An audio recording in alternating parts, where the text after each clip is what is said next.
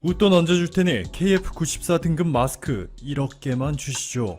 최근 중국의 따이공, 보따리상들이 한국에 수백억 원의 현금을 들고 와 한 말입니다. 여러분들이 마트에 가면 일반적으로 세 종류의 마스크를 볼 수 있습니다. KF80, KF94, KF99. 여기서 KF는 코리안 필터의 약자로 식약처가 인증한 공인 필터만 KF를 새길 수 있고, 뒤에 오는 숫자가 미세먼지를 얼마나 차단해 줄 수 있는지를 나타내죠. 숫자가 높을수록 미세 입자를 잘 차단해 주는데요. 질병관리본부는 이번 중국의 사태로 KF94 이상의 마스크를 착용할 것을 권고하였습니다. 자, 그런데 지금 전 세계에서 놀라운 일이 벌어지고 있습니다. 지금 어느 곳이나 마스크가 품귀 현상인 것은 당연한 일이지만 너무나 독보적으로 한국산 마스크를 전 세계인들이 가장 원하고 있습니다. 도무지 믿기지 않을 정도로 말이죠.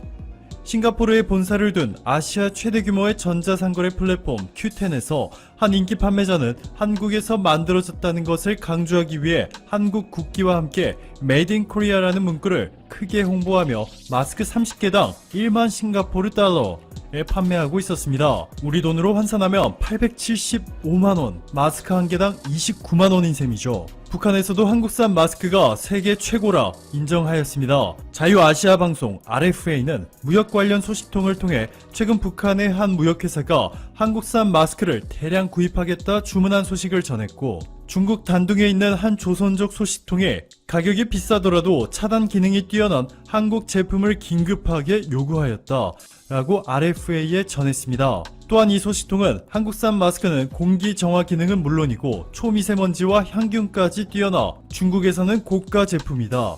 일반인은 비싸서 사용도 못한다고 전했습니다. 특히 북한에서는 한국산 일회용 마스크 하나의 가격과 북한산 쌀 10kg이 맞먹는 가격이기 때문에 고위직들만 사용 가능한 초럭셔리 제품인 셈이죠. 자, 왜 이렇게 전 세계가 한국의 마스크에 열광하고 오로지 한국산 마스크 중에서 식약처의 인증 마크인 KF가 표기된 마스크를 찾고 있는 것일까요? 이유는 간단합니다. 한국산 마스크의 성능이 세계 최고 수준인데다가 가격도 저렴하기 때문이죠. 그동안 한국의 여러 연구기관들이 공동 연구를 통해 미세먼지를 효과적으로 걸러내는 기술을 개발해왔고, 독보적인 핵심 기술은 여기 한국전기연구원이 공개하였는데요. 보시면 마스크의 앞면과 뒷면은 적당히 촘촘한 섬유 조직으로 되어 있습니다. 이 섬유가 지나치게 촘촘하면 미세먼지는 잘 걸러지겠지만 숨을 쉴 수가 없겠죠. 자, 그래서 보시면 안쪽에 정전기 필터가 있는데요. 스테릭 일렉트리시티라고 하는데, 이 정전기가 미세먼지와 초미세먼지를 깔끔하게 잡아줍니다. 이 정전기 필터는 초고압 전류를 이용하여 정전 처리된 것으로 플러스 전하와 마이너스 전하가 고르게 퍼져 있어서 전기가 완전히 정지된 상태이기 때문에 여러분들은 마스크에서 찌릿한 전기를 느낄 수 없습니다. 정전기를 이용한 마스크의 단 한 가지 단점이 바로 정전기는 습기에 약하고, 여러분들이 마스크를 한번 사용하게 되면 호흡하는 과정에서 수분이 맺히게 된다는 것이죠. 습기를 머금으면 정전기 기능이 대폭 저하되기 때문에 일회용 마스크는 재사용하면 안 된다는 것입니다. 하지만 일회용 마스크의 경우 상당히 저렴하기 때문에 이걸 단점이라고 보기는 어려울 겁니다. 의사신문의 보도에 따르면 국내 한 제약회사의 관계자는 하루에만 전화통화 30통 넘게 받고 있다고 전했고, 동남아 현지에서 무역사업을 영위하고 있는 J씨는 한국산 마스크의 품질이 좋다고 알려져서 수입하기를 원하는 곳이 정말 많다 라며 자신에게도 당장 한국산 마스크 100만 개를 구해달라는 문의가 들어왔다고 전했습니다. 수억 명의 중국인들이 이례적으로 어려움과 공포에 내몰린 상황 속에서 일본이 중국에 전달한 마스크는 100만 개, 한국은 삼성이 독자적으로 중국의 마스크 100만 개 뿐만 아니라 방호복 1만 벌을 포함해 총 3천만 위안의 구호성금까지 보냈고, 한국의 대표적인 바이오 기업 셀트리온은 중국 대사관을 직접 찾아가 마스크 13만 개, 방진복 1만 개 등 구호 물품 150박스를 전달하는 동시에 중국 우한시에 무려 6천억 원을 들여 중국 내 최대 규모인 12만 리터의 초대형 바이오 의약품 공장 건설을 강행한다 밝혔는데요. 영국 비즈니스 미디어 회사인 윌리엄 리드가 운영하는 글로벌 바이오 미디어 바이오파마도 셀트리온이 중국에서 가장 큰 바이오 공장을 짓기로 했다며 해당 소식을 집중적으로 다뤘을 만큼 전 세계 기업들이 우한 탈출 러시를 감행하고 있는 가운데 놀라운 소식을 전했습니다. 현대차 그룹도 중국에 1,500만 위안 규모의 의료 물품과 성금을 전달, 한국무역협회도 중국에 10만 개의 마스크를 전달하는 등 이런 한국 기업들의 과감한 투자와 구호품 전달 릴레이 소식이 전해지면서 중국 경제망도 최근 전염병 퇴치를 위해 적극 기부한 10개의 한국 기업이라는 제목으로 이들의 기부 활동을 자세히 설명하였습니다. 여기에 정부 차원에서 마스크 200만 개와 방호복 10만 개, 보호경 10만 개를 전달해 형식적으로 고작 100만 개만 전달한 일본과 상당히 대조적인 모습을 보여주고 있습니다. 양측은 대화로 해결하겠다는 것에는 공감하고 있지만 강제징용 배상 문제에 있어서는 여전히 평행선을 달리고 있습니다. 양국의 갈등은 여러 측면에서 이유가 분석되었지만 가장 중요한 것은 한국의 성장에 대한 일본의 견제라는 것이었습니다. 한때 전세계 메모리 반도체를 휩쓸었던 일본이 자신을 제치고 장악한 한국의 메모리 반도체의 발목을 잡으려 했다는 것입니다. 과거 아시아의 유일한 선진국이자 세계 2위의 경제 대국이었던 일본은 어느 순간부터 점점 추락하고 있습니다. 일본은 지금 중국에 이어 이제 한국에게까지 추격당할 것이라는 위기감에 사로잡혀 있습니다. 그런데 일본이 아무리 한국을 잡으려 해도 지금 일본은 한국을 잡기가 쉽지 않다는 말이 나오고 있습니다. 최근 출간된 일본 관찰 30년이라는 책은 한국이 일본을 이기는 18가지 이유를 정확하게 설명해 주었습니다. 이 책의 저자 염종수는 이코퍼레이션다 JP의 대표이며 현 메이지 대학 겸임교수로 국내 최고의 일본 전문가라 불리고 있습니다. 그는 일본에서 30년 가까이 사업을 하며 일본 대학원에서 석박사를 받았고 일본 공무원으로 10년 이상 일했습니다. 이 책에서 그는 일본에서 30년을 살면서 느낀 생생한 일본에 대한 모습을 기록했습니다. 그는 대한민국에 일본에 대한 지식이 있는 사람은 많지만 일본을 정말 제대로 아는 사람은 드물다고 했습니다. 지금부터 그가 말하는 일본에 대해서 살펴보겠습니다. 일본은 오는 7월에 열리는 도쿄올림픽에서 통신 티켓 카드 보안 등 대부분의 한국의 기술을 도입해 사용할 예정입니다. 통신 시스템은 삼성전자에게, 티켓은 인터파크에게, 카드는 현대카드에게, 보안은 윈스에게 맡겼습니다. 왜 선진국이라 불리는 일본이 한국의 기술을 구입해서 사용해야 하는 처지가 됐는지 자신이 경험한 일화를 통해서 들려주었습니다. 일본 관찰 30년의 저자 염종수는 2006년 일본 사가현 사가시청에서 전자정부 컨설팅 업체에 증명서 자동 발급기를 조달하는 일을 했습니다. 증명서 자동 발급기 2대를 도입하는 예산이 4,500만엔이었는데 놀라운 것은 증명서 발급기 한 대가 1,200만엔, 하나로 약 1억 2천만원이었습니다. 자동 발급기를 판매하는 F사, H사, N사의 견적 금액이 모두 비슷해서 예산을 그렇게 잡았다는 담당자의 말을 들었는데 아무리 생각해도 비싸다는 생각이 들었습니다. 이때 서울에 시차 갔을 때 강남구청에서 본 자동 발급기가 생각났습니다. 강남구청에 전화해서 확인해보니 한 대에 2천만원 정도에 구입했다고 했습니다. 한국과 일본과의 가격 차이는 무려 6배나 난 것입니다. N사에게서 견적을 냈는데 N사 이외에는 기간 시스템과 증명서 자동 발급기를 연기할 수 없었습니다. 이렇게 일본에서는 업체 간 담합이 심했는데 엄청나게 비싼 이유도 어이가 없었습니다. 일본 기업들은 증명서 자동 발급기를 제작할 때 은행의 ATM 수준으로 정밀하고 튼튼하게 만들어 제조 원가가 비약적으로 상승한 것입니다.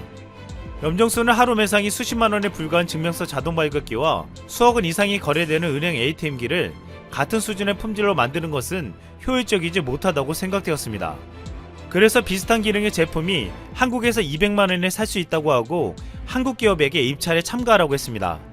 결국 한국의 애니어텍시스의 제품이 입찰을 통해 선정되었고 이후 일본 시장 점유율 7.5%가 될 정도로 확산되었습니다.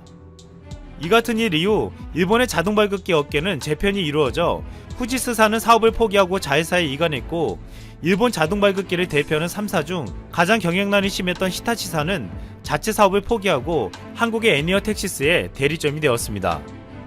일본은 과거 최고의 품질을 만든다는 정신으로 세계 시장을 석권하며 인정받아왔지만 어느새 품질만을 중시하고 효율을 무시하면서 경쟁력을 잃게 되었습니다. 또한 뿌리 깊은 업체들 간의 담합도 일본의 기술이 낙후되게 만들었습니다. 이 자동 증명서의 일환은 일본이 반도체를 한국에 빼앗긴 이유와도 같았습니다. 1980년대 반도체를 주름잡던 일본은 2000년대 한국의 거센 추격에 밀리기 시작하자 여전히 기술은 우리가 앞선다며 다만 삼성전자의 과감한 설비 투자에 밀릴 뿐이라고 안주했습니다. 일본은 끝까지 최고의 품질만을 중시했지만 한국은 효율을 중시하면서 가격과 품질 면에서도 결국 앞서게 되었습니다. 게다가 세계 경기가 불황일 때 일본 기업들은 투자를 절반으로 줄였지만 한국 기업들은 투자를 더 늘려 결국 경쟁에서 우위를 차지하게 된 것입니다. 또한 일본 가치와 30년의 저자 염정수는 일본이 IT 보안에 취약한 이유도 이렇게 설명해 주었습니다. 일본 내에서는 세계적인 정보기술 패러다임에 걸맞는 솔루션을 개발하는 기업을 찾아보기가 참으로 어렵다고 했습니다. 일본은 돌다리도 두드려보고 건너는 본래 리스크를 싫어하는 국민성을 가지고 있어서 유능한 인재들은 대기업이나 공무원 등 안정적인 직업을 택하는 탓에 창업을 하는 벤처기업가들이 드물다고 했습니다.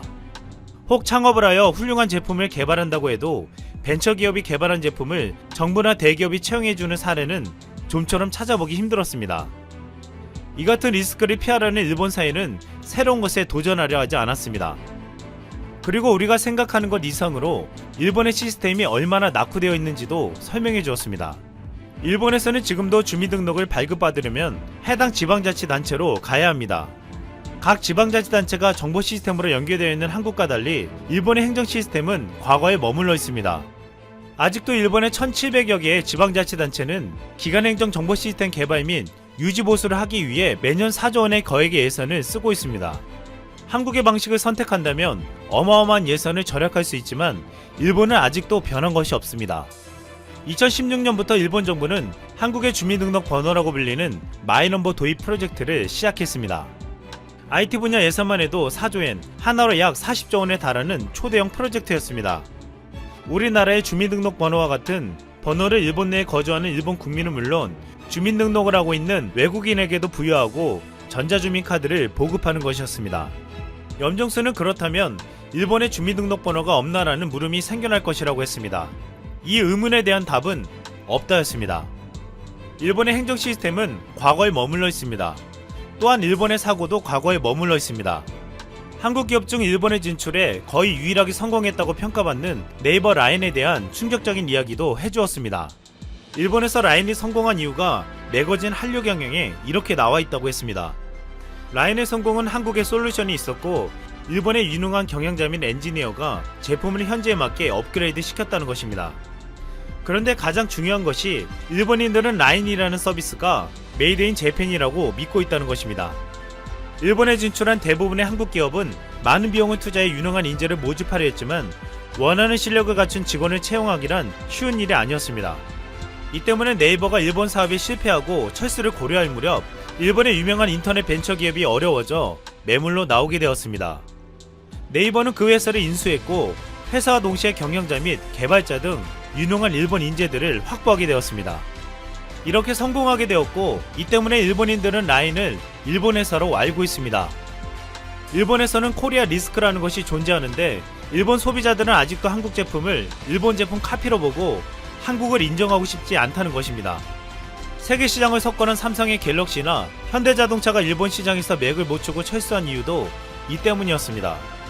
전 세계에서 스마트폰과 가전에서 1, 2위를 달리는 삼성이 거의 유일하게 팔리지 않는 국가가 일본이었습니다. 한국 가전뿐만 아니라 무조건 자국 제품만을 선호해 외상 가전의 무덤이라고도 불렸습니다. 일본인들은 아직도 과거의 일본이 전 세계를 주름잡던 시기에 머물러 있습니다. 아직도 일본 제품이 최고라고 믿고 있으며 새로운 시도와 변화에 두려워하고 있습니다. 오래전부터 일본은 자국 시장 안에서 갈라파고스에 매몰되어 점점 고립화되어 가고 있습니다. 일본은 큰 내수 시장을 기반으로 한 기술력과 생산성으로 어느 순간부터 국제 표준을 따라가지 못하고 시대에 따른 변화를 거부했습니다. 반면 한국은 세계 시장을 겨냥해 상품을 내놓으며 더 창조적이고 혁신적인 도전을 일궈왔습니다. 일본 관차 30년의 저자 염정수는 갈라파고스에 갇혀버린 일본의 상황을 여실히 말해주었습니다. 일본 외무성의 자료에 따르면 2019년 일본 국민 중 유한 여권을 소지한 사람이 약 3천만 명이라고 했습니다. 2019년 12월 기준 일본의 인구가 1억 2615만 명이라고 하니 전 국민의 23.7%가 여권을 소지하고 있는 것입니다. 한편 한국 국민 중 유한 여권을 소지한 사람이 총 3,260만 명으로 63.5%의 국민이 여권을 소지하고 있습니다. 최근 일본은 해외는 고사하고 고향을 떠나 일본 내 다른 곳으로 취업하러 가는 곳조차도 꺼리는 이들이 늘고 있다고 했습니다. 또한 일본 국민의 스마트폰 보급률은 40%를 조금 넘고 인터넷 뱅킹 이용률은 30%를 넘지 못하고 아직도 신문사 매출의 70%가 종이에서 나오고 있습니다. 반면 한국은 세계 1위의 인터넷 속도를 자랑하고 스마트폰 보급률이 90%가 넘고 인터넷 이용률은 63%가 넘습니다. 말 그대로 한국은 디지털 시대를 선도하고 있지만 일본은 아직도 아날로그 시대에 살고 있습니다. 한국은 창조와 혁신을 무기로 전세계 시장을 향해 나가고 있지만 일본은 과거에 안주하며 자국 시장 안에 갇혀 있습니다.